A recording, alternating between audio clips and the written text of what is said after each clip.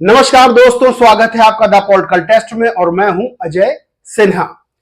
दोस्तों, तेजी से तैयारी चल रही है उत्तर प्रदेश में लोकसभा चुनाव की। हर राजनीतिक दल अपने अपने दांव पेच, अपनी अपनी रणनीतियां तैयार करके बैठा है।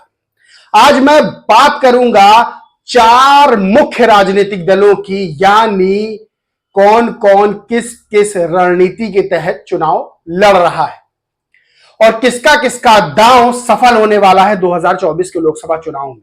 और यह भी बताऊंगा कि बसपा सुप्रीमो मायावती किस तरह से इस 2024 के लोकसभा चुनाव में तगड़े ढंग से वापसी करने वाली है, यानी पीएम कैंडिडेट को लेकर किंग मेकर बनने वाली है। दोस्तों पहले सबसे बात करते हैं भारतीय जनता पार्टी की। भारतीय जनता पार्टी सबसे मजबूत और सबसे बड़ी पार्टी है इस समय उत्तर प्रदेश में और देश में। लेकिन अगर हम बात करें इस समय की, इस सिनेरियो की, यानी कि भारतीय जनता पार्टी की तैयारी क्या है, तो भारतीय जनता पार्टी इस समय एक कदम बीएसपी से पीछे चल रही है। वो क्यों? दोस्तों मैं बता दूं कि 80 लोकसभा सीटों पर भारतीय जनता पार्टी ने अपने गठबंधन के साथ तैयारी तो पुख्ता की है, लेकिन उसकी तैयारियों में जो लूप होल हैं वो दिखाई देने लगे हैं और उसकी रणनीति में वो टारगेट करती है हिंदू वोटर्स को, ये सबको पता है। और इसी का नतीजा है कि एक भी मुस्लिम प्रत्याशी को टिकट नहीं दिया जाता है या नहीं दिया गया। कोई मुस्लिम प्रत्याशी चुनाव नहीं लड़ रहा है क्योंकि बीजेपी ने किसी भी मुस्लिम प्रत्याशी को टिकट नहीं दिया। उसका पूरा फोकस है हिंदू वोटर्स पर। दोस्तों 80% वोटों पर टारगेट करके बीजेपी चुनाव लड़ रही है, लेकिन लगभग 20% वोटर जो मुस्लिम है वो बीजेपी ने लगभग छोड़ रखे हैं, क्योंकि उनको जो नेतृत्व देना चाहिए वो बीजेपी ने नेतृत्व चुनाव में नहीं दिया और इसका खामियाजा बीजेपी को भुगतना पड़ेगा। यानी इसका जो असर है, इसका जो नुकसान है वो बीजेपी को जाएगा। वही दूसरी बात कर ले कि बीजेपी कई सिटिंग जो सांसद हैं उनके टिकट काट दिए हैं, जैसे वरुण गांधी जैसा बड़ा नाम, उसका टिकट काट दिया गया है और कहा जा रहा है कि बीजेपी अभी कई सीटों पर संशय में है, यानी कई सीटों पर उलझी हुई है, किसे टिकट दिया जाए किसे टिकट ना दिया जाए। तो बीजेपी की स्थिति भले ही देखने में बड़ी भारी भरकम मजबूत लग रही हो, लेकिन सच ये है कि बीजेपी में अंदर खाने ये उलझने हैं, ये विवाद है कि किसे टिकट दें किसे टिकट ना दें। वही जिस तरह से 20% सीधा वोट बीजेपी ने छोड़ रखा है, यानी उनको नेतृत्व जो टिकट दे के दिया जाता है वो नहीं दिया, उससे भी बड़ा असर चुनाव में पड़ सकता है। दूसरी बात करें समाजवादी पार्टी की। समाजवादी पार्टी पीडीए का नारा लेके दोस्तों चली, पीडीए का नारा लेके चली, लेकिन हश्र क्या हुआ देखने को ये कि पल्लवी पटेल जो पीडीए का नारा और तेजी से बुलंद कर रही थी, उनकी और अखिलेश यादव की खटर पटर हो गई। दोस्तों पीडीए का नारा पिछड़ा, दलित और अल्पसंख्यक को लेकर अखिलेश यादव चले, लेकिन जब उनसे पूछा गया कि इसमें अगड़े कहां हैं, तब अखिलेश ने कहा कि पीडीए का मतलब पिछड़ा, दलित और अगड़ा, उसे कह सकते अल्पसंख्यक भी, उसे कहते अगड़ा भी, यानी ए से उन्होंने कहा कि कुछ भी बना लीजिए। लेकिन राजनीति में इस तरह की बातें संभव नहीं है। राजनीति में इस तरह की चीजें सवाल उठाती हैं कि किस तैयारी के साथ आपने पीडीए का नारा दिया। यानी पिछड़ा, दलित, अल्पसंख्यक की बात करें तो अगला वोट बैंक भी है जो बीजेपी को वोट देता है, लेकिन बहुत से लोग बीजेपी की जगह दूसरे को भी वोट देते हैं, तो इसमें अगड़ों को शामिल क्यों नहीं किया। वही पल्लवी पटेल ने सवाल उठाया कि ठीक है आप पीडीए पे चल रहे, मैं भी पीडीए पे, लेकिन पीडीए को लेकर जिस तरह से राज्यसभा के चुनाव हुए उसमें पल्लवी पटेल ने सवाल खड़े किए कि पीडीए का नारा तो अखिलेश यादव दे रहे, लेकिन पीडीए के नारे पे अटल नहीं है। तो ये तैयारियां अखिलेश यादव की हैं कि अखिलेश यादव जो है वो कहीं ना कहीं बड़ा लूप होल छोड़ के चल रहे हैं चुनावों में। तीसरी बात कर रहे हैं हम कांग्रेस की। तो दोस्तों कांग्रेस का हाल सब कोई जानता है कि 17 लोकसभा सीटों पर चुनाव लड़ने को इंडिया गठबंधन में यूपी में मिला है, यानी समाजवादी पार्टी ने 17 सीटें कांग्रेस को दी हैं। और कांग्रेस का हाल यह है कि कांग्रेस अपने किले यानी अमेठी, जहां पहले ही से लग चुकी है, और रायबरेली जो अभेद बना हुआ है अभी, उस पर प्रत्याशी घोषित नहीं कर पाई है। वैसे भी लेट लतीफ उसने प्रत्याशी घोषित किए हैं, लेकिन अमेठी जहां माना जा रहा था कि स्मृति ईरानी के सामने अब राहुल गांधी फिर से खड़े होंगे, तो यह माना जा रहा है कि अमेठी में कौन चुनाव लड़ेगा? राहुल गांधी तो आगे ही नहीं आ रहे। वही रायबरेली में जहां सोनिया गांधी चुनाव लड़ रही थी, तो सोनिया गांधी राज्यसभा चलेंगी, तो अब रायबरेली में चुनाव कौन लड़ेगा? तो कांग्रेस की तैयारियां ये हैं।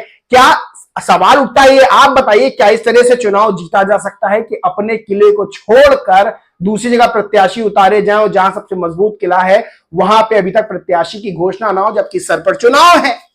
तो तीन, बीजेपी, समाजवादी पार्टी और कांग्रेस के लूप होल्स मैंने बता दिए कि बीजेपी एक तरफा जो है वोट लेके चल रही है, यानी हिंदू वोटों टारगेट कर रही है। और हिंदू वोट ऐसा नहीं कि सारा बीजेपी को चला जाता है। हिंदू वोट में दलित वोट भी है, पिछड़ा भी है, अति पिछड़ा भी है दोस्तों, सवर्ण भी है। वो सवर्ण जो है बीजेपी को वोट नहीं करते, यानी ये वाला वोट भी जो है टूटेगा, दूसरे दलों में जाएगा और जाता ही है। दूसरी तरफ बीजेपी ने एक मुस्लिम जो वोट बैंक है उसको छोड़ रखा है, उनको नेतृत्व नहीं दिया है, तो इससे भी नाराज होकर वो वोट बैंक तो वैसे ही बीजेपी को वोट नहीं करेगा, वो दूसरी जगह वोट करेगा, वो और ऑप्शंस तलाशता रहता है। दूसरी बात, समाजवादी पार्टी ने पीडीए का नारा दिया, अगड़े को छोड़ दिया, जिसके बाद सवाल खड़े हुए। तो अखिलेश ने कहा कि ए से आप अगड़ा मान सकते हैं पीडीए में, लेकिन रणनीति जो पहले बनाई जाती है, क्या उसमें इस तरह की बातें अखिलेश ने नहीं सोची कि पत्रकारों को उनसे सवाल पूछने पड़ गए? तीसरी बात कांग्रेस की कर ले कि कांग्रेस में किससे बड़ा लूप होल है कि वो अपने किले पर ही प्रत्याशी नहीं उतार पा रहे हैं, अमेठी और रायबरेली। अब चौथी बात करते हैं बसपा सुप्रीमो मायावती की। बसपा सुप्रीमो मायावती ने इस तरह का दांव चला है कि उन्होंने दलित वोट बैंक तो उनके साथ है ही है, बड़ी मात्रा में जो मुस्लिम वोट बैंक है, जो कांग्रेस और समाजवादी से इस समय नाराज चल रहा है, वो भी मायावती के साथ आता जा रहा है। और सबसे बड़ी बात बता दें कि जब कैंडिडेट की लिस्ट आई तो सबसे ज्यादा टिकट मुस्लिम प्रत्याशियों को दिए गए हैं दोस्तों।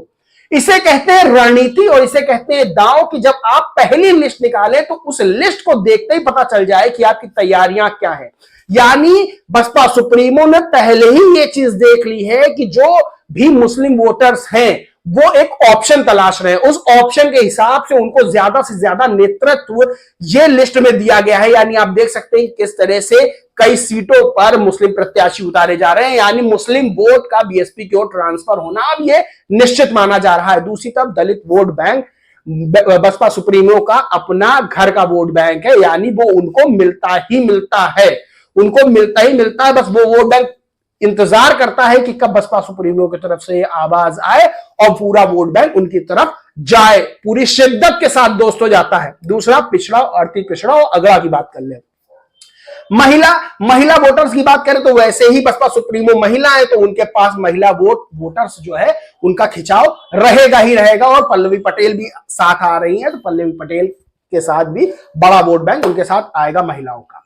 बात करें पिछड़ा, अति पिछड़ा और अगड़ा की, दोस्तों यहां पर दांव आपको बताएं, यहां पे जो मेन दांव है वो ये है कि बसपा अब पीएडीएम यानी पिछड़ा, अगड़ा, दलित, मुस्लिम के फॉर्मूले पर चुनाव लड़ रही है। 2007 से 12 तक सोशल इंजीनियरिंग फॉर्मूले के तहत चुनाव लड़ा, अब उसको और मॉडिफाई कर दिया गया, उस फॉर्मूले को, सोशल इंजीनियरिंग के फॉर्मूले को अब बना दिया पीएडीएम, यानी पिछड़ा, अगड़ा, दलित, मुस्लिम, इन चारों को वो नेतृत्व दो, टिकट दो, और इन चारों का जो वोट बैंक है वो आपके साथ आएगा। यानी सपा के पीडीए फॉर्मूले से और बड़ा फॉर्मूला जो है पीएडीएम का बसपा सुप्रीमो ने इस बार सामने वो लाई है, यानी सोशल इंजीनियरिंग के फॉर्मूले को भी उन्होंने मॉडिफाई किया है।